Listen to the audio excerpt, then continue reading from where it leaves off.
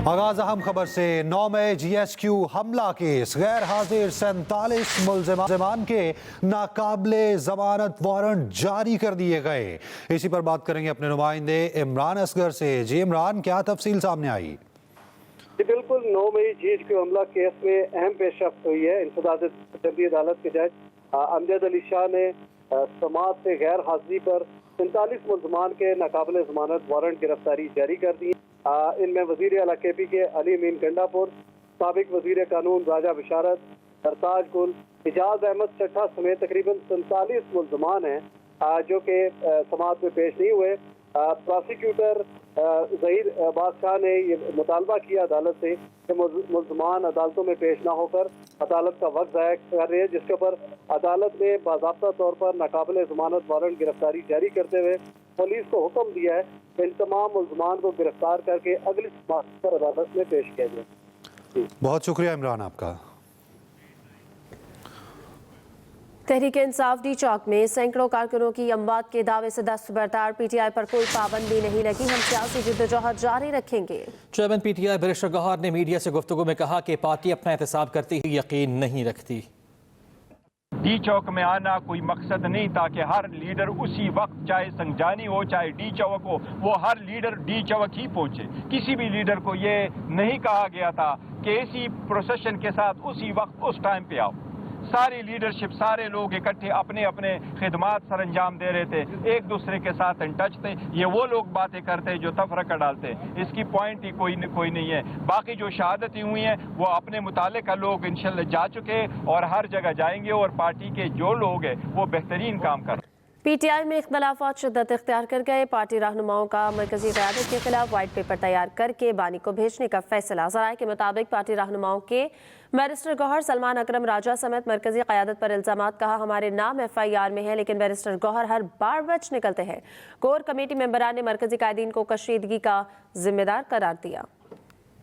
बानी PTI की रिहाई तक जदोजहद जारी रहेगी। अपोजिशन लीडर उमर अयूब कहते हैं हम असम्बली में भी आवाज़ उठाएंगे, हमें बानी PTI से मिलने दिया जाए। हम लोग मुसल्लह थे, ना कोई ख़िलाफ़ फतह करना गए थे। मुज़ाकरात का मुझे मालूम नहीं, वज़ीर आला खैबर पख्तूनख्वा ही मुज़ाकरात के हवाले से जवाब दे सकते हैं। हमारा एक धरना एक सोच का, एक जस्तजू का नाम है, हम लोग करेंगे इंशाअल्लाह ताला। हमारी सियासी मुहिम जाएगी जब तक वज़ीर आज़म इमरान खान साहब रिहा नहीं होते। ये एक जस्तजू कौमी असम्बली में, सूबाई असम्बली में, हर जगह पे चलती रहेगी। हम लोग पुरअमन लोग हैं और करते रहेंगे। मैं ये भी डिमांड करता हूँ कि हमें एक्सेस दी जाए अपने महबूब कायद वज़ीर आज़म इमरान खान साहब से, क्योंकि आज वो एक पॉलिटिकल प्रिजनर भी नहीं है। उनको फोर्सफुली बगैर किसी चार्ज के अडयाला जेल में रखा हुआ है, उनके खिलाफ कोई चीज नहीं है और उनको फोर्सफुली रखा गया है। इसको हम लोग कंडेम करते हैं, उनको फिलफोर रहा किया जाए। PTI वालों के साथ जो हुआ वो सिर्फ एक ट्रेलर था। इस्लामाबाद पर चढ़ाई में नाकामी के बाद बुज़दिली से भागे रहनुमा नून लीग तलाल चौधरी कहते हैं PTI वाले झूठा बयानिया बनाने की कोशिश कर रहे हैं। रियासत के सब्र को आजमाना नहीं चाहिए। इस्लामाबाद में जो इन्होंने रियासत के खिलाफ एक बगावत और चढ़ाई की, उनके साथ जो हुआ वो एक ट्रेलर था।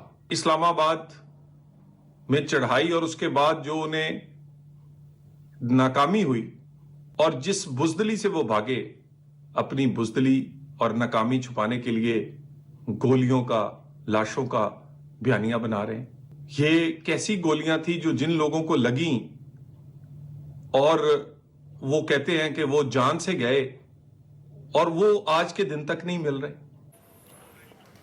PTI मुजाहिरीन से ब्राजील मेड आंसू गैस शेल मिले हैं। उनकी शिद्दत पाकिस्तानी शेल से 5 गुना ज्यादा है। DPO अटक डॉक्टर रियास गुल की न्यूज कॉन्फ्रेंस। कहा PTI के एहतजाज की कॉल से पूरा मुल्क हिजान की कैफियत में रहा। मुजाहिरीन की जानिब से पुलिस एहलकारों पर फायरिंग, आंसू गैस की शेलिंग की गई। PTI मुजाहिरीन से ब्राजील मेड आंसू गैस शेल मिले। 24 नवंबर के हवाले से एक सियासी जमात ने एक एहतजाज की कॉल की थी, जिसके बाद पूरा मुल्क 24 से लेकर 27 नवंबर तक ایک ہیجان کی کیفیت میں مبتلا رہا. آپ یہ دیکھیں کہ ہمارے اوپر انٹینس شیلنگ کی گئی اور یہ پہاڑ کے اوپر آگ لگ چکی ہے. اس وقت یہ ساری پہاڑوں میں آگ لگ گئی ہے. یہ مظاہرین کی طرف سے انٹینس شیلنگ ہے. ظاہر ہم اپنے ڈیوٹی پوائنٹ کے اوپر تو آگ نہیں لگائیں گے. کوئی کسر نہیں چھوڑی گئی کہ پولیس والوں کی جان جائے, کہ ہماری جانوں کے ساتھ کیسے کھیلا جا رہا ہے. پہلے آتے ہیں, انگیج کرتے ہیں, آپ پہ گیس فائر کرتے ہیں, ہوائی فائرنگ شروع کرتے ہیں, اور جب وہ یہ دیکھتے ہیں کہ اب یہ گھنٹہ ڈیڑھ ہو گیا, اگر پسپا نہیں ہو رہے تو اس کے بعد سیدھے فائر مارتے ہیں. الحمدللہ تقریباً 70 مہینوں بعد پاکستان کی جو اس نومبر میں شیئر کر رہا ہوں, الحمدللہ تقریباً 70 مہینوں بعد پاکستان کی جو اس نومبر میں جو انفلیشن ہے وہ اپنی کم ترین سطح پہ ہے.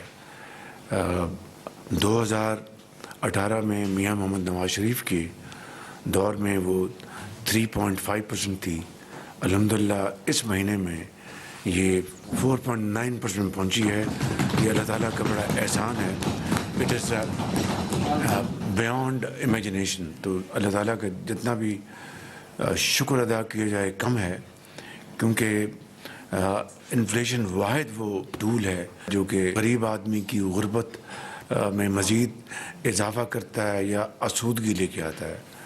تو الحمدللہ یہ ایک ریکارڈ 70 ماہ بعد یہ ایک کمی آئی ہے. تو خدا تعالیٰ کے فضل و کرم سے اس سے مزید ملک کے اندر عام آدمی, غریب آدمی کا بوجھ کم ہوگا.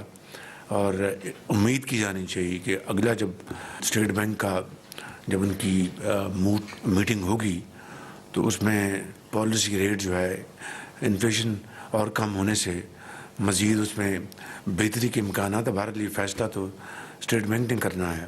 تو یہ میں چاہتا تھا کہ پچھلے دنوں جو دھرنوں نے جو ملک میں ایک ہیجانی کیفیت پیدا کر دی تھی, اور ملک کے اندر اور خاص طور پر اسلام آباد میں ایک ہر طرف افراتفری کا سامان تھا, توڑ پھوڑ کر رہے تھے, اور پولیس والا شہید ہوا, رینجرز کے وہ شہید ہوئے, درجنوں زخمی ہوئے, اور ملک کی جو انہوں نے بےعزتی انہوں نے کروائی اپنے ان انتہائی غلط اور غیر قانونی ہتھ کنڈوں سے. ایک دن کے اندر اسٹاک ایکسچینج 3,500 پوائنٹس نیچے آ کے گرا.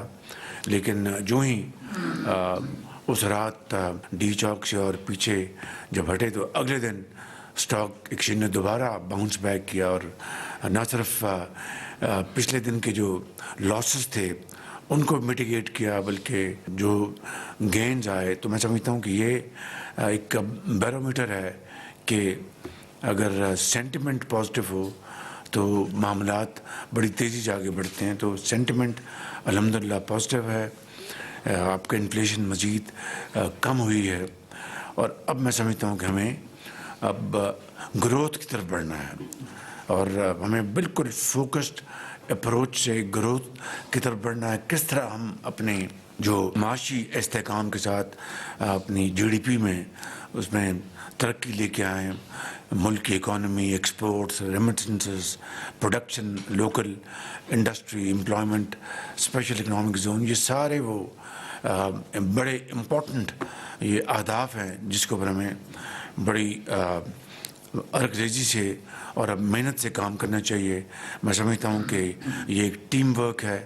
الحمدللہ اگر یہ مزید کمی آئی ہے تو اللہ تعالیٰ کا خاص اس کی کمال مہربانی اور ٹیم ورک کا نتیجہ ہے جو میں ہمیشہ کہتا ہوں. تو اس کی ثمرات انشاءاللہ آئندہ آنے والے دنوں اور مہینوں میں بڑے مثبت ہوں گے.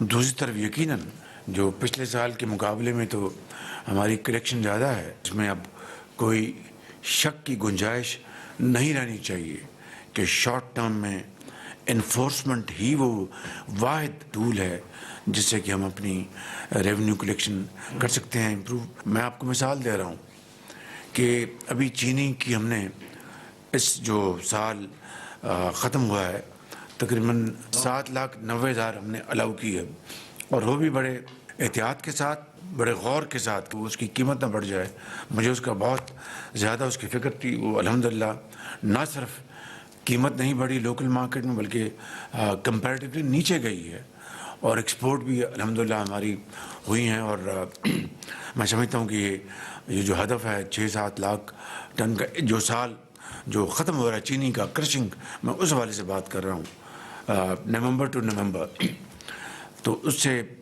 मेरा ख्याल तकरीबन अंदाज़ा है, बताएंगे बेहतर फाइनेंस मिनिस्टर, $500 million तो कहीं नहीं गया, आपको $500 million आपको आ जाएगा। हमारी जो अर्निंग्स है फॉरेन एक्सचेंज की, और दूसरी तरफ कीमत भी वो नहीं बढ़ने पाई।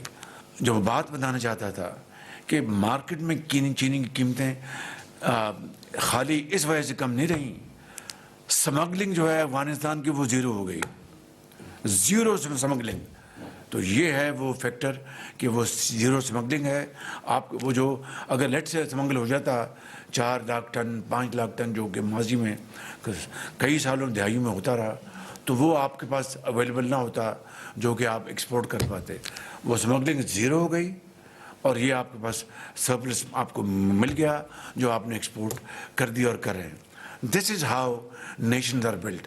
मैंने ये मिसाल इसलिए दी है कि यही हाल इसी तरीके से FBR को अपना करना होगा, लेकिन ये बात ज़हन में रहनी चाहिए कि स्मगलिंग रूटीन की सुपरविजन से स्मगलिंग ख़त्म नहीं हुई। ये मैं आपको बता रहा हूँ, वरना रेंजर्स भी हैं वहाँ पर, IB भी है वहाँ पर, सारी फोर्सेस है। ये स्मगलिंग ख़त्म हुई है आर्मी की मुकम्मल गिरफ्त से, उसकी वजह से ये स्मगलिंग ज़ीरो हो गई और ये पाकिस्तान को फ़ायदा पहुँचा। तो मैं आपकी खिदमत में ये अर्ज़ करना चाहता हूँ कि ये अफ़गानिस्तान जो स्मगलिंग वाला फार्मूला है वो आपके ऊपर अप्लाई नहीं होना चाहिए। आपको अल्लाह ने मौका दिया है, आपकी कमिटमेंट है, आपकी काबिलियत है, बेहतरीन लोग मैदान में उतारें और ये इन्फोर्समेंट करें। ये खरबों रुपए आपके मिल गए, I think everything will turn around. Khawaja Asif sahab को दिल की गहराइयों से मुबारकबाद पेश करता हूँ और इनकी एविएशन की टीम को कि जो यूरोपियन यूनियन से जो इनको सर्टिफिकेट मिला है वो अपना परमिशन दोबारा मिली है। देखिए कितना कौम को कितना नुकसान पहुंचा है, यानी वो घाव लगा है जिसका आप सोच भी नहीं सकते कि एक असेंबली में एक मंचले वज़ीर ने खड़े होके ये कहा कि ये जाली ये पायलट्स हैं, इनकी डिग्रियां जाली हैं, और उसके बाद रेस्ट इज हिस्ट्री। आपको अरबों डॉलर का नुकसान पहुंचा आपको इसी एक पॉइंट के ऊपर। और I am probably not wrong in my assessment कि अगर ये जो PI की जो बिल्डिंग के प्रोसेस में और कोई वीक पॉइंट थे तो ये भी एक आंसर था कि भाई ये हमारे रूट सारे चोक्ड हैं, अगर ले लिया तो फ्लाई कहाँ से करेंगे। तो मैं समझता हूँ कि कितना नुकसान पहुँचा और कितनी तरद्दुद के बाद मेहनत के बाद ये अल्लाह ताला ने मौका दिया। उसकी भी मैं ख्वाजा आसिफ साहब को और former minister aviation Khawaja Saad Rafi को मैं मुबारकबाद पेश करता हूँ। डाउन सदर में मुबारकबाद पेश करते हैं और मैं दिल की अथाह गहराइयों से कैबिनेट को और पाकिस्तान के आवाम को और इत्तेहादी जमातें के उनके लीडर्स को, तमाम फर्दन मेंबर्स को मैं मुबारकबाद पेश करना चाहता हूँ। पाकिस्तान के 24 करोड़ आवाम को मुबारकबाद पेश करता हूँ कि ये बहुत बड़ी अचीवमेंट है। तो ख्वाजा साहब आपका बहुत शुक्रिया, तो thank you very much, well done and a big hand to Khawaja sahab. वज़ीर आज़म शहबाज शरीफ काबीना इजलास में इज़हार ख्याल कर रहे थे। उन्होंने इब्तदाई तौर पर सबसे पहले तो काबीना को मुबारकबाद दी, कहा कि महंगाई यानी इन्फ्लेशन की जो सतह है वो 70 माह की कम तरीन सतह पर आ गई है। ये सतह अब 4.9% पर पहुँच गई है। उन्होंने कहा कि जितना भी शुक्र अदा किया जाए कम है और ये हमारी टीम वर्क का नतीजा है। उन्होंने कहा कि ये हमारी रिकॉर्ड कामयाबी है, इसमें मज़ीद बेहतरी लाएंगे। वज़ीर आला मरियम नवाज शरीफ ने Punjab enforcement and regulatory authority में तैनातियाँ हायरिंग के लिए शफाफियत और मेरिट यकीनी बनाने की हिदायत कर दी है। वज़ीर आला मरियम नवाज की ज़ेर सदारत इजलास में PH से मुतालिक 4 कमेटियों के क़याम की मंजूरी दी गई, जिसमें administration, logistic committee, finance committee, legal committee, technical committee शामिल है। वज़ीर आला मरियम नवाज शरीफ ने पैरा को 3 माह में फंक्शनल करने का टारगेट मुकर्रर कर दिया। इजलास में Punjab enforcement and regulatory regulatory authority के हेडक्वार्टर, डिवीजन, डिस्ट्रिक्ट और तहसीलों के लिए आसामियों की मंजूरी दी गई है। हर तहसील में sub divisional enforcement officer, investigation officer, senior sergeant और सार्जेंट तैनात किए जाएंगे। भारत से women's blind cricket world cup की मेजबानी वापस ले ली गई। वर्ल्ड ब्लाइंड क्रिकेट काउंसिल की तस्दीक मेजबानी वापस लेने की तस्दीक कर दी। पाकिस्तान और भारत के दरमियान सियासी तनाव की वजह से मेजबानी वापस ली गई है। आइंदा Pak Bharat blind cricket teams के मैचेस न्यूट्रल वेन्यूज पर ही होंगे। पाकिस्तान के सैयद सुल्तान शाह और वर्ल्ड ब्लाइंड क्रिकेट काउंसिल के दोबारा सदर मुंतखब हो गए हैं। अब तक के लिए इतना ही। मज़ीद किसी भी खबर की तफसील जानना चाहते हैं तो विजिट कीजिए express.pk। आप हमें फेसबुक और एक्स पर फॉलो कर सकते हैं। तो देखते रहिए एक्सप्रेस न्यूज़ और रखिए हर खबर पर नजर।